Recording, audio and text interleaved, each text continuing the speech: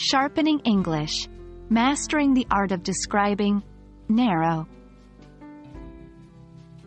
Hello everyone, and welcome back to another episode of our language journey.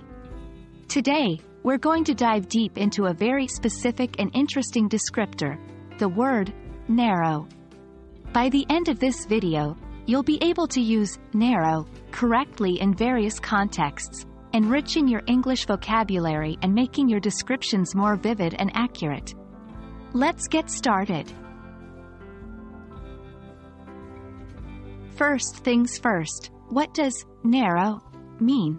Narrow refers to something that is not wide, something that has a smaller distance from one side to the other. It can be used to describe a variety of things such as roads, pathways, objects, or even abstract concepts like possibilities and views. Think of a small alleyway between buildings, or a thin book on your shelf.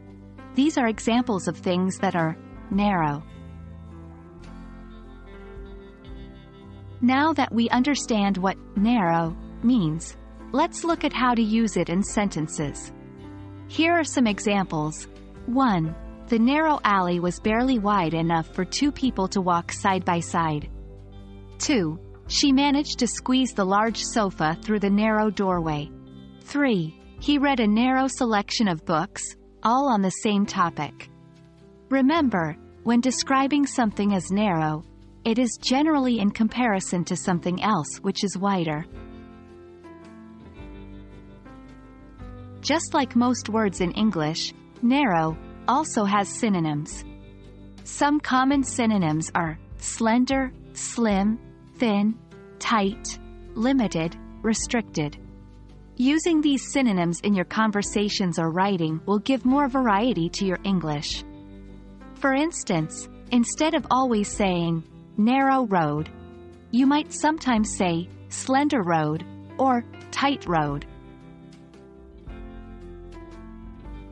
Narrow isn't just a standalone descriptor. It also features in some common phrasal verbs and idioms. Let's look at a few. 1. Narrow down. This means to reduce the number of options or choices. For example, we have narrowed down our list of candidates for the job to just 3. 2. The narrow end of the wedge.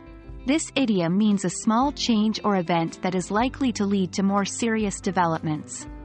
For example, allowing him to come late once is the narrow end of the wedge. Next, he'll start coming late every day. Using these phrases will make your English sound more fluent and natural. And there you have it. We've now covered the basics of the descriptor, narrow. I hope this video has given you a clearer understanding of its meaning, usage, synonyms, and how it appears in common phrases. Remember, practice makes perfect. So, try to use narrow and its variants in your daily conversations and writing. You'll soon find that your descriptions have become more precise and engaging. Until our next language adventure, keep learning and keep practicing. See you next time.